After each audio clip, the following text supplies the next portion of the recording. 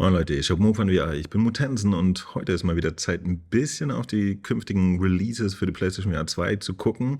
Es gibt nämlich tatsächlich Neuigkeiten, ja, in letzter Zeit. Ich habe es immer wieder im Community-Tab gepostet, hier und da ein Release-Date, aber heute mal alles zusammengefasst in diesem Video, denn seit heute gibt es auch eine richtig geile Info, aber gestern gab es einen neuen Blog-Eintrag zu Skater VR. Skater VR existiert schon für einen PC, ja, da habe ich mal reingeguckt, seinerzeit noch auf der Index, ist von einem deutschen Studio, Defizit Games, hier aus Bayern, die Jungs, machen einen sehr entspannten Eindruck. Das kommt jetzt demnächst auf die PlayStation VR 2. Das Einzige, was sie noch nicht geschrieben haben, ist ein konkretes Release-Date, aber hier konnte man schon mal ein bisschen was sehen. Wie gesagt, sehr interessant, so ein bisschen das Tony Hawks für VR, ohne Tony Hawks Lizenz. Aber ansonsten ist da ziemlich viel interessantes Zeug drin und für Leute, die sich für Skating interessieren, natürlich dann erste Wahl. Ja, werden wir uns auf jeden Fall, wenn es dann draußen ist, auf der PlayStation angucken. Ich bin schon gespannt. Was heute aber passiert ist und was mich richtig, richtig freut, ihr wisst ja, dass ich ein guter Kumpel bin von Vertical Robot. Zumindest schreibe ich mir mit den Programmierer. Vertical Robots besteht nämlich eigentlich nur aus zwei Typen und dann gibt es noch zwei, die sich temporär um Sachen kümmern und dann vielleicht auch nochmal so ein Grafiker oder so. Ja, es sind wirklich wenig Leute und die sind aber einfach mal das leistungsfähigste Indie-Team, das ich kenne, denn von denen ist Red Matter. Red Matter 1 war schon absolut bemerkenswert. Ich habe das mir seinerzeit auf dem PC angeguckt. Eine Zeit lang war es Rift Exclusive. Dann haben wir eine PlayStation VR 1 Version bekommen. Und die war fantastisch. Ja. Also da habe ich schon gedacht, so meine Fresse, ey, die holen aber ganz schön was raus aus der PlayStation VR 1. Fette Auflösungen und tatsächlich auch super viele komplexe Shading-Effekte und so. Sehr fantastisches Spiel. Außerdem inhaltlich, ne? Ein Science-Fiction-Abenteuer mit einer irren Stimmung und Soundclip. Also großartig einfach, ne? Man merkt, dass das zwar Indies sind, dass es aber Game-Profis sind, die einfach wirklich wissen, wie sowas abläuft. Dann kam Red Matter für die Quest raus und da habe ich auch nicht schlecht gestaunt, denn auch auf der Quest hat das eine fantastische Figur gemacht. Von dem Tag an hat Vertical Robot bei mir ein absolutes Stein im Brett. Vor 8 Monaten, also letzten Sommer, kam dann Red Matter 2 raus. Ich hatte auf jeden Fall es im Urlaub dabei. Im Urlaub konnte ich Red Matter 2 komplett durchspielen auf der Quest. Damals gab es noch keine Pico 4 und es hat mir riesen Spaß gemacht und so hatte ich auch die Gelegenheit, dann tatsächlich mal ein richtiges Review zu machen. Ja? Also ein Spiel von vorn bis hinten durchzuspielen und ein Review darüber zu machen und euch sagen zu können, klipp und klar von Anfang bis zum Ende, wie es ist, etc. Grafisch ist das absolut fantastisch und deswegen habe ich auch natürlich als Grafik-Nerd ein Video gemacht, hier Technikanalyse zu der Quest-Version seinerzeit. Und dann nochmal ein paar Monate später kam dann tatsächlich auch die Pico-Version raus. Und was soll ich sagen, auf der Pico haben sie natürlich nochmal den schnelleren Prozessor und mehr Pixel etc. auch ausgenutzt.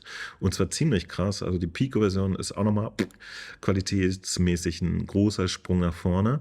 Und jetzt haben sie endlich angekündigt, dass sie die PSVR 2-Version fertig haben. Naja, so gut wie. Ich lese mal vor. Award-winning Red Matter 2 is coming to PSVR 2. So, das war mir sowieso klar, dass es kommen wird. Ja. Die Entwickler sind halt rührig, die bringen auf allen Plattformen was raus. Very soon. Und jetzt kommt's. Silky Smooth, 120 FPS, no Reprojection. Also genau das, was ich eigentlich von allen Studios erwarte. Wenn sie schon einen Port machen von einem Game, das sie auch schon auf einer mobilen Plattform abgeliefert haben, dann bitte aber auch die Technik, die in der PlayStation drin steckt, ausnutzen. Ja? Jedes Quest-Game, was auf eine PlayStation 5 geportet wird, sollte doch wirklich dann auch in allen Parametern Anschlag laufen. Ja? So erwartet man das. Aber Vertical Robot legen natürlich einen oben drauf. Sie machen 120 FPS, also die maximale Frame-Anzahl, die PlayStation VR 2 liefern kann, aber ohne Reprojection. Reprojection wird benutzt, weil dann eigentlich nur 60 Frames gerendert werden, die werden dann aber verdoppelt und so hat man ein smootheres Bild, aber halt mit einem Trick und manchmal sieht man das so ein bisschen, weil bei bestimmten Bewegungen dann die Grafik so ein bisschen jittert. Ja? Also die Reprojection auf der PlayStation VR 2 ist noch nicht perfekt, so. Aber ich schätze, da wird Sony auch im Hintergrund ein bisschen dran arbeiten, dass es noch besser wird. Das hier ist ohne Reprojection, das heißt, die ist perfekt, die Version. Ja? Dann haben sie natürlich Forfeit Rendering benutzt, also dahin, wo man hinguckt, ist es nochmal mit der besten Qualität gerendert. Das spart auch wieder Performance und sorgt dafür, dass das Gesamtbild sich halt perfekt anfühlt. 4K remasterte Texturen ist eine nette Geschichte. Auch auf der Pico sah das Ding schon makellos aus, was die Texturen angeht. Ja, und die Pico hat ungefähr dieselbe Auflösung wie die PlayStation. Ich erwarte jetzt von der PlayStation-Version, dass sie noch besseres Anti-Aliasing hat als zum Beispiel die Pico oder so, also dass die genauso scharf ist wie die Pico-Version, aber nochmal klarer, sauberer, hochauflösender aussieht. Und dann haben sie auch noch die Beleuchtung und Schatten und Blumeneffekte. Was sie leider nicht geschrieben haben, ob sie irgendwas auch mit der Red Matter 1 Geschichte für PlayStation VR 2 anfangen. Den werde ich nochmal auf den Zahn fühlen, ob da irgendwas geplant ist. Ich habe Ihnen damals vorgeschlagen, das direkt im Bundle rauszubringen. Aber erstmal kommt Red Matter 2 hier an den Start. Ich würde mich echt wundern, wenn sie nicht Red Matter 1 auch noch irgendwie hinbiegen. Allerdings, wie gesagt, es ist ein super kleines Team, die können immer nur eine Version gleichzeitig machen. Ja? Und vielleicht dachten sie, Red Matter 2 hätte jetzt Priorität, weil das modernere Game ist, was erstmal raus soll. Könnte ich verstehen, kein Problem. So, das kommt jetzt die Tage, würde ich mal sagen. Very soon ist demnächst in meiner Welt. Und vor allen Dingen, wenn wir mal hier in die Liste gucken, und das wollte ich jetzt heute sowieso mit euch machen, da steht es jetzt auch schon als angekündigtes Spiel. Voilà. Also, Red Matter 2 kommt bald für die PlayStation VR 2 und wird halt die definitive Version sein. Ja? So, dann haben wir auch schon ein Weilchen Walkabout Minigolf angekündigt und das hatte mittlerweile auch einen Termin bekommen. Das kommt jetzt schon am 11. Mai. Ist ein Multiplayer-Golfspiel. Das kommt zusammen mit 8 Golfplätzen und es gibt jede Menge DLC für dieses Spiel. Ja, da kann man sich jede Menge Golfplätze noch zusätzlich shoppen, wenn man dann Bock hat. Das Spiel gibt es ja schon seit geraumer Zeit auch auf den mobilen Plattformen. Da bin ich mal gespannt, welche Enhancements das auf der PlayStation VR 2 erfahren hat. Es hat ja auch relativ simple so Low-Poly-Grafik, in diesem Fall aber sehr, sehr schicke, finde ich. Und da bin ich gespannt. Ja, ich rechne aber auch damit, dass es halt butterweich und in sehr hoher Auflösung sein wird. Ganz einfach, ne? Und jetzt kommt es im Mai, können wir uns alle schön durch die Gegend klöppeln. Und auch Tin Heart, darüber hatte ich letztens schon berichtet, kommt dann 5 Tage später, am 6. Mai. Das ist ein ganz, ganz allerliebstes so Physical Puzzle Game. Erinnert in einigen Aspekten so ein bisschen an Lemmings oder so. Ja? Irgendwie so eine Mischung zwischen Lemmings und so einem Physical Puzzle Geschnissel. Super süß gemacht, ganz, ganz schnucklig. Finde ich echt ein schönes Ding. Am 16.05. kommt das dann für die PlayStation 5. Also man kann es auch am Monitor spielen und auch in VR, an der PlayStation VR 2. Was wir auf einer vorletzten State of Play gezeigt bekommen haben, ist The Foglands. Das steht hier jetzt auch mal unter den Ankündigungen. Veröffentlichungsdatum gibt es dafür noch nicht. Ich persönlich, ich weiß gar nicht, ich mochte den Grafikstil nicht so richtig, ja. Aber im Prinzip ist das ein Roguelike, also sollte es mir liegen, da werde ich auf jeden Fall reingucken. Aber Roguelike ist auch nicht gleich Roguelike, aber das ist schon mal ein Kandidat, den werde ich mir auf jeden Fall ansehen, obwohl ich jetzt den Stil nicht so gerne mag, ist aber auch eine persönliche Geschichte. Muss nicht interessieren. So, dann ganz wichtig und überraschend, seit ein paar Tagen ist Talking Dogs im PSN angekündigt für die PlayStation VR 2. Ich weiß nicht, was das sein soll, Leute, echt nicht. The game is set on the peaceful island of dreams and players will take on the role of Phil, who is on a mission to find his best friend Glenn, who went missing from their hometown of Dogtown. Players will explore the island, interact with a variety of characters, uncover the mystery of the island as they guide Phil through the journey. The game is powered by the next generation Unreal 5, providing a full immersive experience as players utilize Phil's sense of smell to navigate through the island. Wir steuern einen Hund durch das Island. Mal sehen, also die Grafik sieht eigentlich sehr okayisch aus. Ist, ja, mal sehen, ich weiß überhaupt nicht, was uns da erwartet. Oh, ich sehe aber gerade, das wird erst 24 veröffentlicht. Wie krass ist das denn? Also Talking Dogs steht jetzt schon hier angekündigt für die PlayStation VR 2, kommt aber erst 24. Super interessant ist Synapse. Das ist von N-Dreams. N-Dreams hat schon richtig gute Titel abgeliefert, auch für die PlayStation VR 2. Auch das wurde auf der vorletzten State of Play angekündigt. Ja, hier bin ich mal gespannt. Der letzte Titel, den sie hatten, Action-Titel Fracked, der war sogar PlayStation VR exklusiv erstmal. Der machte einen sehr guten Eindruck. Ja, da stimmte wirklich alles. Fantastische Action-Titel mit einem tollen Bewegungs- und Shoot-System. Er war ein bisschen kurz. Ich glaube, das waren so maximal 4 Stunden. Ja. So, das war der einzige, was ich zu bemäkeln hätte. Und Synapse ist ihr nächster PlayStation VR 2 exklusiver Titel. Führe gleichzeitig brutale Feuerkraft und stürmische Telekinese in ultimativen, gedankenbrechenden VR-Action-Shooter.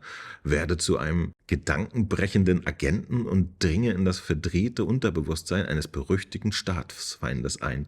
Von dem preisgekrönten Team hinter Fragged, Phantom Cover-Ups, Far Cry VR, das ist so ein Spielhallentitel, Insanity, kommt die nächste Generation der Immersive VR-Action. Richte Chaos im Verstand des Gegners an, indem du tödliche Waffen und mächtige telekinetische Fähigkeiten kombinierst. Führe 2 Waffen und kombiniere deine Kräfte. Action, Action, Action. So, gefertigt für das 4K HDR-Display der PlayStation VR 2 für jeden Moment. Der Adrenalin, Sense-Controller, adaptive Trigger, bum, bum, bum. Ich bin gespannt. Ich mag den Grafikstil, den das Spiel hat, total. Ja. Das könnte was richtig Nettes werden. Ne? Gucken wir mal. Dann haben wir Resil Player jetzt auch als Ankündigung im PlayStation Store. Und ich glaube, das ist so eine Sammlung von Sport-Minigames. Kommt auch von den mobilen Plattformen. Also hier erwarte ich jetzt nichts Bahnbrechendes. Muss ich echt sagen. Ganz simpel. So, bahnbrechend wird aber auf jeden Fall Pixel Ripped 1978. Pixel Ripped 1978 geht jetzt in der Zeit nochmal weiter zurück und beschreibt die Erlebnisse einer Programmiererin bei Atari. Ja? Und witzigerweise, das Ding wird auch von Atari vertrieben, ja? Also published. Die Entwickler A4E haben sich da offensichtlich mit Atari zusammengetan. Atari ist natürlich nicht mehr Atari, wie ihr alle wisst. Denn Atari ist pleite gegangen irgendwann in den 90ern oder so, ich weiß nicht mehr genau, wann das war. Und der Name wurde dann immer weiter verramscht, bis ihn dann irgendwann ein französischer Publisher gekauft hat. Infogrames hießen die. Die haben sich einfach den Namen Atari gekauft und natürlich dann auch die Rechte an den ganzen ursprünglichen Atari-Marken oder zumindest in vielen. Ich glaube aber mittlerweile sind es nicht mal mehr Infogrames, also die ursprünglichen, die den Atari-Namen haben, sondern der wurde schon wieder weiter vertickt. Also insofern ist es nicht sehr nostalgisch. Aber das Spiel, glaube ich, wird geil. Denn der Vorgänger war jetzt schon cool und das kann eigentlich nur noch fett werden jetzt. Ich freue mich sehr. Konkreten Termin gibt es ja auch noch nicht, aber das wird nice. Fetter Retro-Trip. So, Knock ist ein weiterer Titel, den es schon auf der mobilen Plattform gibt. Hier spielt ihr auf einem Fußballfeld mit Pfeil und Bogen Fußball. Und zwar so 1 gegen 1. Ich habe mir das bisher auf noch keiner Plattform gegeben. Obwohl ich aber gehört habe, dass alle Leute sehr, sehr viel Spaß dran hatten. Ja? Also so ein bisschen ein Mix, hat was von Rocket League, aber halt nur mit 2 Leuten, wenn ich mich nicht täusche. Und da warte ich mal ab, was das wird. Eben gerade hat mich noch jemand in einem Livestream nach Hubris gefragt. Hubris ist ja für den PC schon erschienen und auch schon super lange für PlayStation VR angekündigt. Ich denke mal, die PlayStation VR 1-Version wird es nicht mehr geben, habe ich irgendwie das Gefühl. PlayStation VR 2 sollte dann irgendwann mal kommen. Hat wunderschöne, wirklich tolle Grafik. Auf dem PC habe ich so 1,5 Stunden reingespielt. Das war alles okayisch. Aber auch kein super Kracher, was das Gameplay angeht. Ja. Aber ich glaube, wenn man Bock hat auf eine schöne Geschichte und ein bisschen Rumgemache und vor allen Dingen wunderschöne Grafik, vor allen Dingen auch sehr realistische Grafik, dann kann man da ein bisschen unterwegs sein und Spaß haben. Das wird nett. Auf dem PC war es bei mir extrem verbuggt und teilweise unspielbar. Das könnte auch der Grund sein, warum es noch nicht draußen ist, weil ja, die kämpfen jetzt wahrscheinlich das Game auf der PlayStation dann einfach in einer guten Qualität hinzubekommen.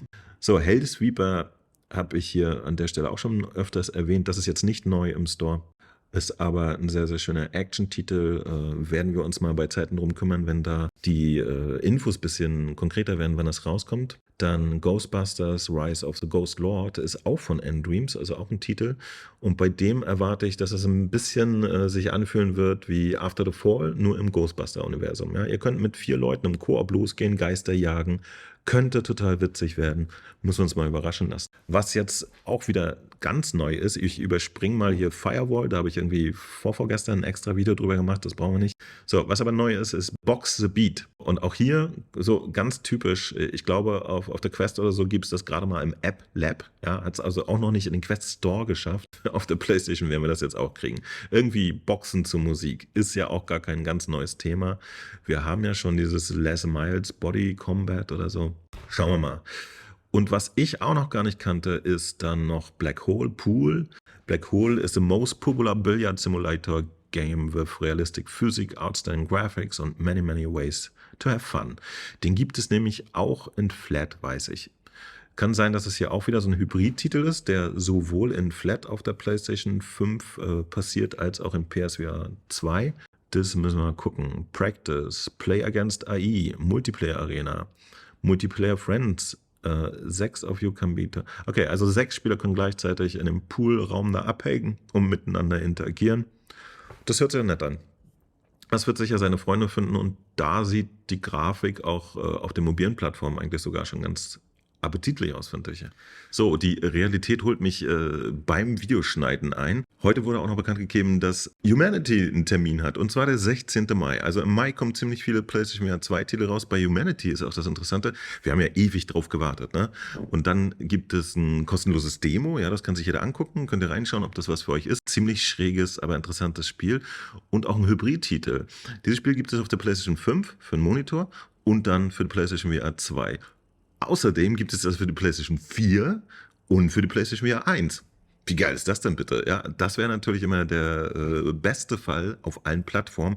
Ich weiß nicht, was mit diesem Video und dem Hund hier ist. Das Spiel ist auch irgendwie so eine crazy Mischung zwischen Lemmings und irgendwas anderem.